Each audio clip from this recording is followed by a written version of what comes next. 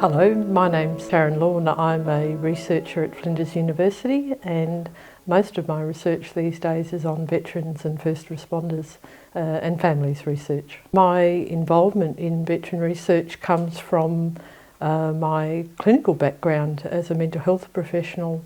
About 35 years ago, I had the pleasure of working in the OT department of the local psychiatric ward at the repatriation hospital, and I'd always had a real love of history, which I did as an undergraduate as well, and a real commitment to the veteran community as a result of all of those experiences.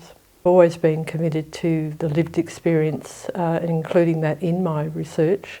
In my other hat, I absolutely am in the world of advocacy for mental health as a person with lived experience, and also a family member of people with mental health issues. So it was absolutely obvious that people like Tiffany should be involved in this research. So we've always included a very large team of people from the community, because you don't do research unless it's translatable into practice. Hello, my name is Tiffany Sharp, and my background is in clinical nutrition, and I'm a master's student, and I'm a research consultant based on veterans and the defence industry.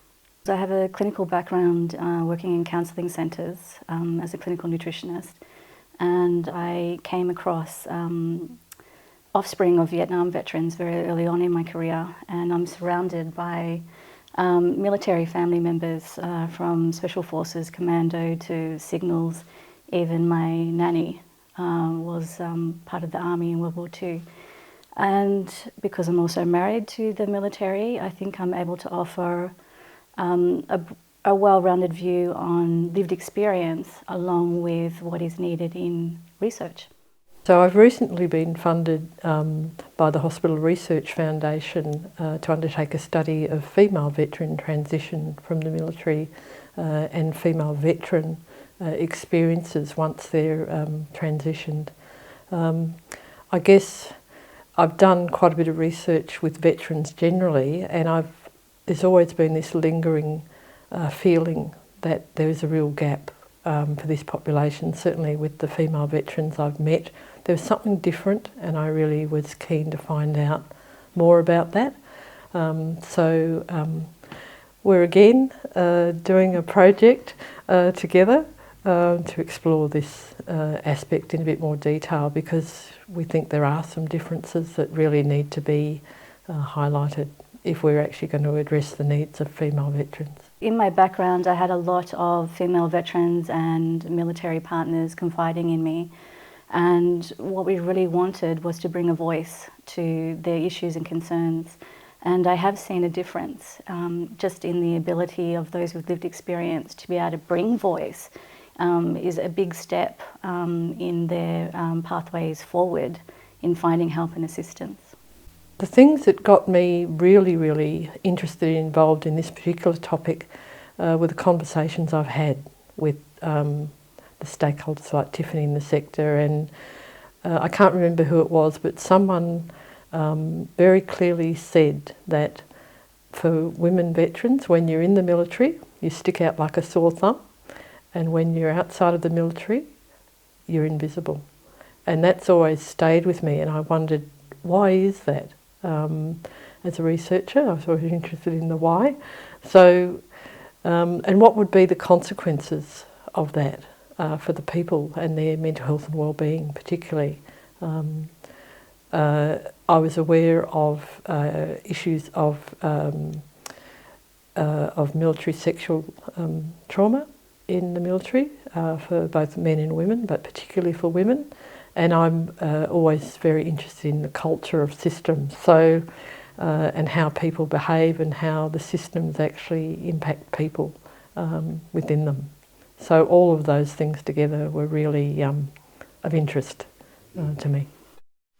It was really a glaring statistic to find out that nearly 2 to 3 times that of the female community is the rate of suicide in female veterans. And what that question begs after the initial shock is, of course, the why, which we're always looking at discovering.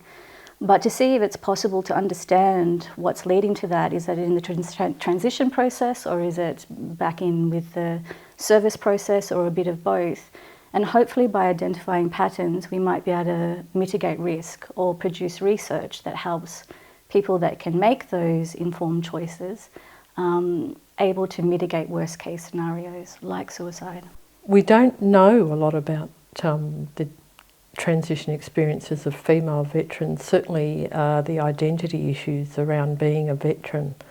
I think they get caught up in the issues around, education, employment, those things we know more about. But actually, when you go to the average person on the street and you ask them about veterans, they'll think of male straight away. They won't necessarily think of female. So, and in Australia, we have a different, obviously different defence force system and veteran system to other countries. There are some similarities, but just the sheer numbers are different to places like America, like the UK, places like Israel, for example, which I know Tiffany knows more about.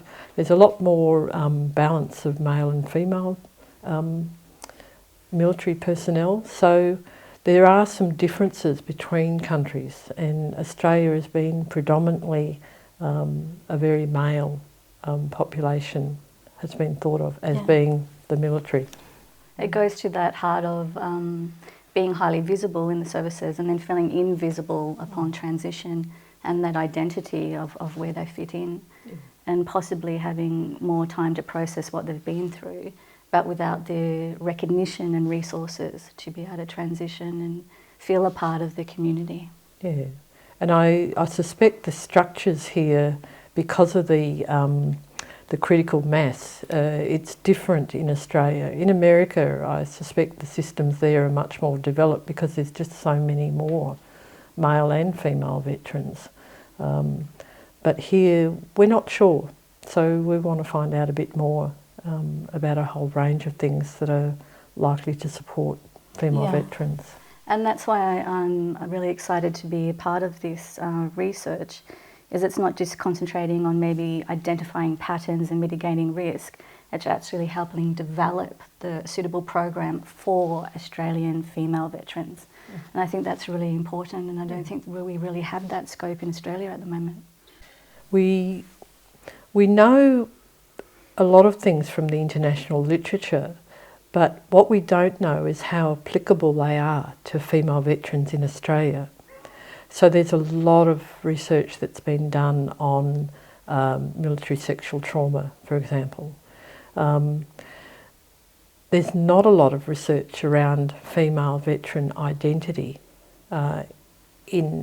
across the whole of the literature. So, we want to go to the people themselves and ask them a bit more about a range of those things, because we want to make sure we're asking the right questions in the first place from a lived experience. That's absolutely correct. Really important to get the voice of Australian female veterans. There's a wide scope of research and transition models internationally, but really that may not translate to Australian female veterans. There may be differences, and we really want to try and find out what that is. So with this particular study, we've got 4 components to it. We're fortunate to have an existing database of national surveys that were done with serving members and also with veterans here, called the Transition to Wellbeing Program dataset. So we have, what we're looking at is to see if there's any clues in that existing data, which is largely quantitative or related to numbers, where people have, ticked responses. So we're looking for patterns to see if there's anything that jumps out between comparing male and female experiences across those surveys. And then we're going to also, the second step is to do a international lit review of existing programs for female veterans to see, you know, what they say, whether there's anything that needs particular tailoring, what the evidence is.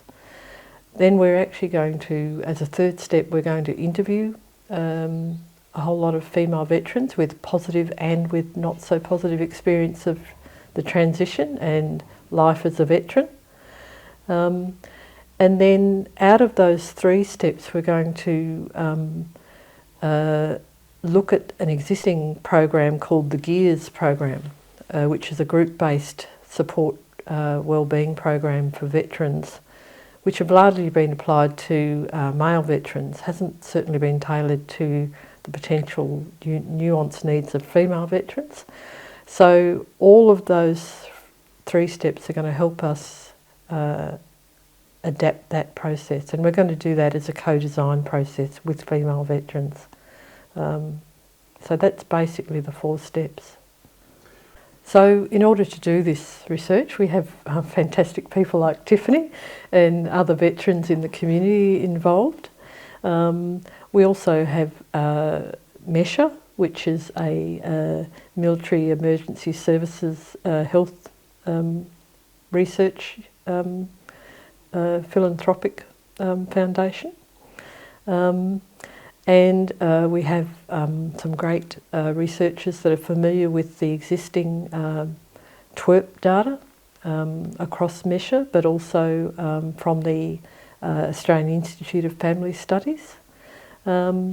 And we have a whole range of colleagues that we've worked with, which I know Tiffany calls the Brains Trust, Yes. across Flinders University.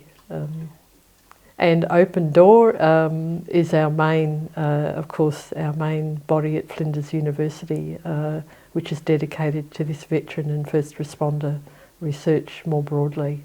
I think it's a very important project in terms of highlighting women that perhaps feel invisible, which is what is a bit of a recurrent pattern that we're seeing internationally. When they've transitioned out of the service, and they also feel invisible in terms of their medical needs while they're in service as well.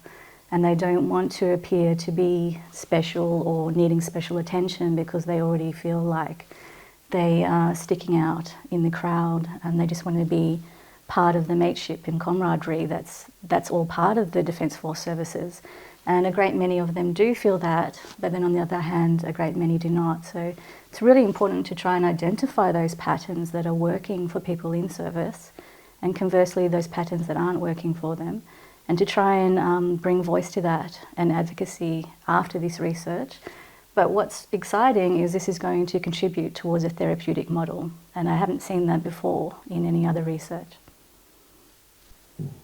I think, you know, for me, I'm reminded of a wise colleague called Ben Wadham, who reminded me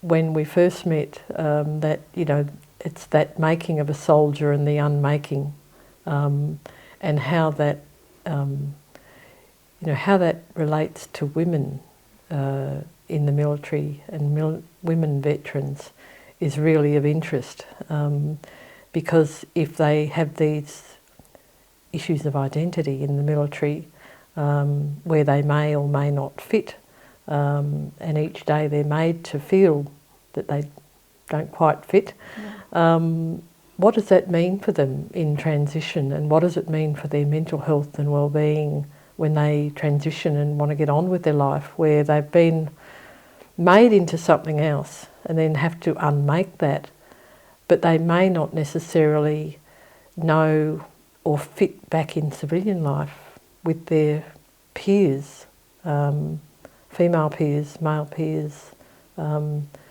community generally. So that's of interest.